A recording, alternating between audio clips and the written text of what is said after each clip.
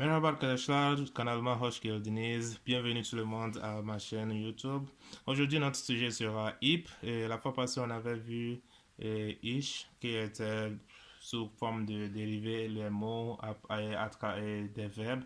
Mais aujourd'hui, notre sujet va être hmm, IP est utilisé comme et en français. En français, on utilise et. Je pense que c'est une conjonction de coordination euh, pour combiner deux vers et deux phrases. Par exemple, ici, on a Ayşe markete gitti qui veut dire Ayşe est allé au marché. Ayşe alışveriş yaptı. Ayşe a fait shopping. Maintenant, ici, on pouvait dire Ayşe est allé au marché et elle a fait du shopping. Ok? On peut utiliser et pour combiner ces deux phrases ici. Mais, comment je vais dire ça? En turc, on peut, non, on peut aussi utiliser et, mais ici, il y a cette suffixe ip qu'on peut utiliser aussi. Vu que ici on a il y a gitti, yaptı qui sont de même genre, ok, et de même nombre, on peut seulement utiliser ça et utiliser ip à la place de ces deux trucs. Donc on peut euh, utiliser Ayşe markete gidip alışveriş yaptı. Donc Ayşe est allé, ça donne toujours la même compréhension. Ayşe est allé au marché et a fait du shopping. Ok? Donc c'est un peu l'idée derrière IP. Ok? Ça nous permet de, comment je vais dire ça? Ça nous permet de combiner deux phrases et de les rendre plus courts. Plus courts. Ok? Ayşe Hanım markete gidip alışveriş yaptı. Par exemple, dans notre deuxième exemple, on a elmayı soyudum, elmayı yedim. Ok? Donc, a priori, j'ai euh, j'ai épluché la pomme et puis j'ai mangé la pomme. Ok, donc tous les deux sont au passé et puis ce sont ces deux actions sont consécutives. Donc premièrement j'ai épluché, deuxièmement j'ai mangé. Donc elle m'a soyup yedim. On peut dire ça plus court comme cela.